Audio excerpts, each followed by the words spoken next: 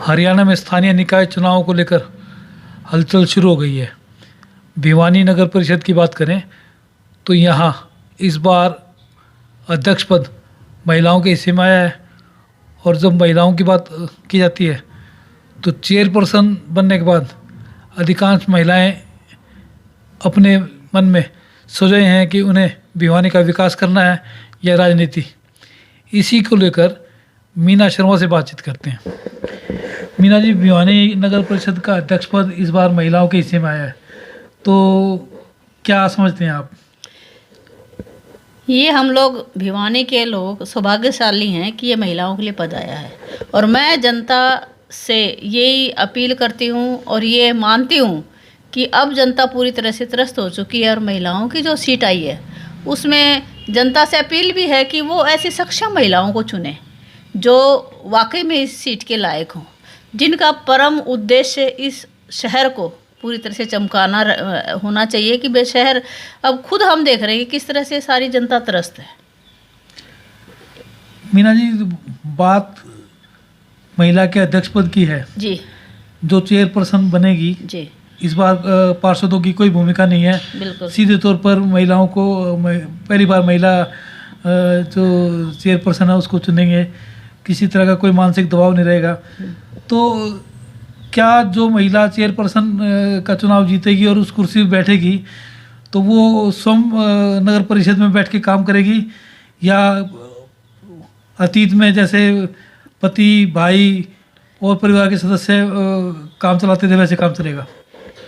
देखिए सैन जी, सबसे बड़ी विडंबना यही है हमारे देश की कि हमारे सीटें तो आरक्षित होती है महिलाओं के लिए, लेकिन अब जो खुशफुसाहट जो खुलबुलाहट मच रही है उन पार्षदों में और चेयरमैनों में जिनके पास राज करने की इच्छा तो है लेकिन महिला सक्षम नहीं दिखाई दे रही। वो कोई अपने देख रहा है चारों तरफ की ऐसी कौन सी महिला है जिसको मैं खड़ा कर दूं इस पद के लिए और बाकी काम तो मैंने ही करना है। तो मैं तो ये मानती हूँ कि ये जो सीट है ये महिलाओं की सीट है और मेरी बहनों से और सबसे यही अपील रहेगी पूरे शहर के वासियों से कि आप एक ऐसी महिला को चुने जो घर में भी वही मिले, दफ्तर में भी वही मिले और डिसीजन भी वो ले सके। ऐसा नहीं कि ठीक है आपने ले दी, जैसे अभी मैं देख रही हूँ पोस्टर्स में देख रही हूँ महिलाओं के साथ साथ पुरुषों के भी लगे हुए हैं, यानी पहचान उनकी पुरुषों से है। और लेकिन ऐसी महिला को लाना चाहिए जो वाकई में अपने बलबूते के ऊपर जो यहाँ तक पहुँची है, जो वाकई में जिसका जो लक्ष्य है वो ये रहे कि मुझे मेरे शहर का विकास कैसे करना है। आप तो खुद मुझे जानते हैं कि मैं 20 सालों से शहर को मैंने एज ए सोशल एक्टिविस्ट कुछ न कुछ दिया ही है। राष्ट्रपति अवार्डी हूँ मैं और बहुत सारी ऐसी संस्थाओं से मैं जुड़ी हुई हूँ। हम ये चाहते हैं कि ऐसी सीट है ऐसी महिलाओं के लिए आए जो कुलबुलाहट है उनके मन में कि मैं शहर को कैसे ठीक करूँ, और जब ये सीट मिल जाएगी तो हम अपनी जो इच्छा है उसको हम पूरा कर सकेंगे। और हमारी इच्छा है इस शहर को चंडीगढ़ की तरह साफ़ सुथरा हम बना दें। कोई मुश्किल काम नहीं है अगर इस पद पर पहुँचे, अगर जनता का आशीर्वाद रहा, मेरी बहनों का आशीर्वाद रहा तो ये सपना दूर नहीं है कि भिवानी को चमकाना है। आज आप देख रहे हैं आप थोड़ी दूर भी चल नहीं सकते, गड्ढे नालियों का पानी ऐसे मिल जाता है ये नहीं पता चलता ये पीने का पानी है या सीवर का पानी है। जब भी बारिश होती है दोनों पानी मिक्स हो जाते हैं, कोई व्यवस्था नहीं है पानी के निकासी की, रोड की, सीवरेज की, स्ट्रीट लाइटें आप खुद देख रहे हैं सफ़ेद हाथी बना दिए गए। ये जो ट्रैफिक लाइट लगी हुई है एक बार लगी बेशक थी, उसके बाद मैंने तो कभी इनको जलते हुए देखा नहीं। तो बड़ा जी दुखी बात है। देखो हमारे टैक्स का पैसा होता है और ये किस तरह से व्यर्थ जा रहा है, इसका क्यों इसमें आप कारण देखें ना, मॉनिटरिंग सही नहीं है। अब बड़े दुख की बात है कि हम लोग इतने यहाँ पढ़े लिखे सक्षम लोग होके 5 साल हम बोलते तो रहते हैं, सिर्फ हम शिकायत करते रहते हैं, हमारे पास सोल्यूशन नहीं होता। और वाकई में मैं खुद एज ए सोशल एक्टिविस्ट होते हुए मैं आपको बताती हूँ कि मैं शिकायत कर के थक चुकी हूँ। तभी ये मन बनाया कि जब ये सीट महिलाओं के लिए आई है तो भाई ऐसी सक्षम महिलाओं को वहाँ पर बैठना चाहिए जो वाकई में शहर का विकास चाहती है। आप समझते हैं कि जो हमारी शहर की महिलाएं हैं जी वो प्रशासनिक रूप से सक्षम है और जीतने के बाद शहर का सुधार कर पाएंगी? वाकई में क्यों सक्षम नहीं है? जब महिलाएं आज आप ये बताइए, मैंने लॉ की डिग्री भी ले रखी है, हम इतने पढ़ लिख भी गए हैं तो खुद के ऊपर शर्म आती है कि इतने पढ़ा लिखा होने के बावजूद भी हम एक ऐसे गांव जैसे शहर में रह रहे हैं। छोटा सा शहर है भिवानी, आप ये देखिए कि 2.5 लाख की जनसंख्या का शहर है। क्या इसको सुधारना कोई मुश्किल है? इतनी ख़राब हमारी व्यवस्था हो चुकी है। मुझे लगता है कि जितना पैसा जो आया आप खुद देख लीजिए, जो पहले जो थे, जो जब वो 5 साल पहले जो बने थे, चेयरमैन लगा लो, एमसी लगा थे, पहले क्या था, 5 साल बाद उन्होंने सिर्फ अपना सुधार किया। शहर की हालत आप देखिए, बड़ा दुखी होता है कि पढ़ लिख करके भी हम कुछ नहीं कर पा रहे। तो मेरे शहर के लोग बहुत ज़्यादा पढ़े लिखे हैं, और अब ये शायद जनता भी समझ चुकी है कि ऐसे सक्षम उम्मीदवार को लेके आएंगी कि वो उम्मीदवार जिसकी की भावना जो है वो शहर को सुधारने की रहेगी। मीना जी, पिछले दरवाजे से चर्चा चल रही है कि इस बार पार्टी अपने चुनाव चिन्हों पर उम्मीदवार मैदान में खड़ा करेगी, तो आपको क्या उम्मीद है किस पार्टी से आपको प्रपोज किया जाएगा? देखिए, मैं ये चाह रही हूँ कि फ़िलहाल तो देखो, मेरा कोई ऐसा विचार है नहीं कि मैं किसी पार्टी से लड़ूं, क्योंकि जब हम सड़क पे चलते हैं तो मुझे नहीं लगता इनेलो वाले भी चलते हैं, बीजेपी वाले भी चलते हैं, बाकी और पार्टी वाले भी सब चलते हैं, लेकिन सड़कों का सुधार देख लीजिए आप। हमारे यहाँ बीजेपी से सांसद भी हैं, हमारे यहाँ बीजेपी से उम्मीदवार भी है, विधायक जी भी हैं।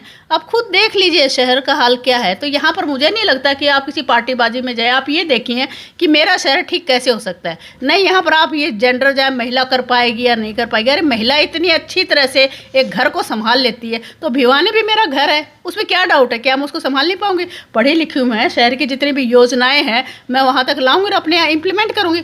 मुझे मेरा घर नहीं भरना है, मुझे तो मेरी पूरी यही है कि पूरी उम्मीद है मुझे कि मेरी जनता साथ देगी। और शहर को आप देखिए, मैं चंडीगढ़ की तरह ना चमका दूँ तो बताना मुझे। चुनाव ज़्यादा दूर नहीं है जी, तो आप किस तरह से कैंपेन चला रही हैं फिलहाल? नहीं, फ़िलहाल तो मैं लोगों से डोर टू डोर मिल रही हूँ। जो हमारे संगठन के लोग हैं, संस्थाओं के लोग हैं, विभिन्न सामाजिक संस्थाएं हैं, जिनसे मैं राय भी लेती हूँ, और हम लोग सब मिलजुल के कर रहे हैं, कैंपेन कर रहे हैं, डोर टू डोर हम जा रहे हैं और पूरे शहर को कवरेज करेंगे। और मेरा यही है कि जितने ज़्यादा लोगों से मिल पाऊँ और मैं अपनी भावना बता पाऊँ, क्योंकि कई बार ये होता है कि अगर हम मिलेंगे नहीं तो समझेंगे क्या। और आप लोगों का माध्यम, मैं तो आपकी शुक्रगुजार हूँ कि आप लोग इतना अच्छा काम कर रहे हैं। आप लोग की पहुँच होती है जनता तक, जनता देखें, क्योंकि सब चीज़ें मोबाइलों पे होती हैं। हो सकता है बैनर पोस्टर कोई ना देख पाया हो, लेकिन मोबाइल की जो सुविधा है, जो इस तरह से प्रचार होगा, वाकई में कौन सक्षम महिला, वो खुद देखने अपनी आंखों से कि महिला कौन सक्षम है, कौन किसको अपना पति, भाई जो खड़ी तो चुन तो खुद जाएंगी, चुनेंगी, वो वहाँ तक पहुँचेंगी भी, लेकिन राजपति चलाएगा। तो अब भिवानी को ऐसे की आवश्यकता नहीं है। ये जो महिला रिजर्व सीट है, वहाँ पर कोई भी महिला है लेकिन सक्षम आए, जो डिसीजन लेने में सक्षम है, वो घर में भी वही मिले, दफ्तर में भी वही मिले। बस मेरा तो इतनी सी अपील है जनता से। और अब जनता मूर्ख नहीं रही, जनता सब समझती है इन बातों को। मीना जी, आप चुनाव की तैयारी कर रहे हैं जी, और इंशाल्लाह अगर आप कामयाब होती हैं जी, तो भिवानी के विकास, भिवानी के सुधार को लेकर प्राथमिकता क्या रहेगी? प्राथमिकता मेरी तो सबसे पहले जो गलियां हैं, जो रोड हैं, जो पानी की व्यवस्था है, स्ट्रीट लाइट है, और जो पशु हैं जो बार बार एक्सीडेंट होते हैं, शहरों में विशेष रूप से बंदरों की जो व्यवस्था है, जो मैं देख रही हूँ, जो मैं भी सारा सब कुछ उस चीज़ को सहन करती हूँ। यहाँ सेक्टर के लोग हैं या शहर में कितना भी है, रहने की जो व्यवस्था, अव्यवस्था हो रखी है, उस अव्यवस्था को जो हमारी संस्थाएं हैं, जो प्रबुद्ध लोग हैं इस शहर के, ऐसा नहीं कहते कि मैं खाली महिलाओं से ही राय लूँगी या महिलाएं रहेंगी, उसमें पुरुष मेरे साथी, मेरे भाई हैं, जो समय समय के ऊपर राय देंगे, और सबकी जो जायज़ राय है, जो सबका जो भी रहेगा उसके अंदर योगदान, सबका योगदान लिया जाएगा। भाई सारे एमसीओ को भी साथ लेके चलेंगे। किस तरह से हमारा मेन जो मकसद रहेगा, टारगेट रहेगा, वो रहेगा कि हम शहर को कैसे सुधारें। एक मुख्य है कि शहर को कैसे सुधारें, शहर को कैसे गंदगी मुक्त करें, और कैसे सीसीटीवी कैमरे भी, मेरा एक विचार है कि जो हर कॉर्नर के ऊपर सीसीटीवी कैमरे भी मेरे शहर के अंदर होने चाहिए। जो वारदात है या कुछ भी ऐसी घटनाएं हो जाती हैं, वो सब सुचारू रूप से, और बिल्कुल यही उद्देश्य रहेगा कि शहर को किस तरह से टेक्नोलॉजिकली भी स्ट्रॉन्ग किया जाए और साफ़ सफाई के रूप से भी कैसे उससे सक्षम बनाया जाए, यही रहेगा जी। मीना जी, पिछले एक दशक से जी, शहर की सबसे बड़ी मांग रही है कि जो सुविधाएं मिलनी चाहिए आम नागरिक को, वो नहीं मिल पा रही। नगर परिषद कागज़ों में तो काम करती है, लेकिन धरातल पर ऐसा कुछ नज़र नहीं आता। मसलन हाउस टैक्स जो है, हाउस टैक्स किसी के 50-100 गज के मकान पे ज़्यादा लगा दिया, 250 गज के मकान पे थोड़ा लग गया, तो उसमें भी कोई समानता नहीं है, कोई नियमों के अनुसार नहीं है। तो आम आदमी परेशान है, वो इसी परेशानी में आम आदमी टैक्स नहीं भरता, तो उससे भी फाइनेंशियली तो नगर परिषद कमज़ोर होती है, शहर का विकास भी रुकता है। तो ऐसे मामले में आप क्या करेंगे? ऐसे मामले में ये होगा जी, सबसे पहले तो एक ये बंदरवाट है ना, किसी का कम कर दिया और किसी का ज़्यादा कर दिया, कोई मेरा भाईचारे का आ गया उसको ठीक कर दिया, ऐसे नहीं। शहर वालों की राय ली जाएगी और उनको मतलब प्रेरित किया जाएगा कि वो हाउस टैक्स दें। और हाउस टैक्स किस लिए ज़रूरी है? देखो, लोग देंगे भी। अगर मेरे पास पैसा आता है, हाउस टैक्स का पैसा आता है और वो जायज़ कामों में लगता है। देखो, रोड तो टूटी हुई मिल रही है, पानी आपको साफ़ नहीं मिल रहा, स्ट्रीट लाइटें आपकी हैं नहीं, और आप टैक्स पे टैक्स लगाए जा रहे हो, तो हर किसी को गुस्सा आएगा उसके लिए। और यही रोष है शहर के लोगों में। आप देखिए, टैक्स देने में कोई दिक्कत नहीं है हमें, लेकिन जो मेरा टैक्स का पैसा है वो किसी एक आदमी के जेब में जा रहा है। क्यों? वो मेरे शहर में लग जाए तो राज्य खुशी देते हैं। ये हम देवनगरी है हमारी, अब छोटी काशी इसको बोलते हैं, कि लोग इतना सारा, आपने देखा होगा कोविड के दौरान कितना लोगों ने डोनेशन दिया, कितना दान दिया। ये शहर दान का शहर है, लेकिन ये वापस में चाहता भी तो है। भाई, मैं दान दे रही हूँ, मेरा दान सही जगह पहुँचा है नहीं पहुँचा, इसकी जवाबदेही कौन देगा? मैं टैक्स का पैसा दे रही हूँ और मेरी रोड ठीक है, मुझे पानी भी अच्छी मिले, लाइट भी अच्छी मिल रही है, तो कोई क्यों नहीं देगा टैक्स? इस तरह से लोगों को प्रेरित किया जाएगा और वाकई में उनका जो टैक्स का पैसा है वो सारा शहर में जो भी आता है, जो हमारे को सेंटर से या जो भी स्टेट से मिलेगा, वो हम पूरा शहर में लगाएंगे। कोई क्यों नहीं देगा टैक्स? नगर परिषद का चेयरपर्सन सीधा चुना जाएगा जी, तो ये भी स्वाभाविक है कि केंद्र और राज्य से जो ग्रांट आएगी, जो भी अनुदान आएगा, वो सीधे तौर पर चेयरपर्सन के पास आएगा जी। तो शहर के जो 31 वार्ड हैं जी, उनका विकास करने में समान राशि वितरित की जाएगी या प्राथमिकता देखी जाएगी, किस वार्ड में क्या कमी है उसको पूरा किया जाएगा?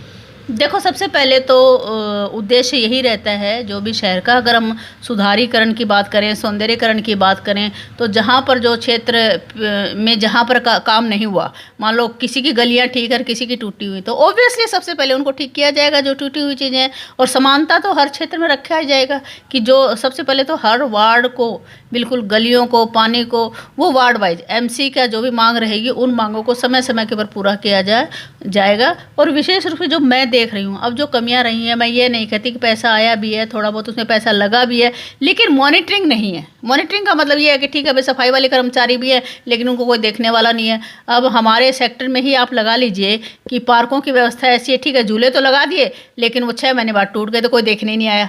और हम उनको फ़ोन कर के ठीक है भाई, ये नुकसान, लेकिन कोई देख नहीं रहा।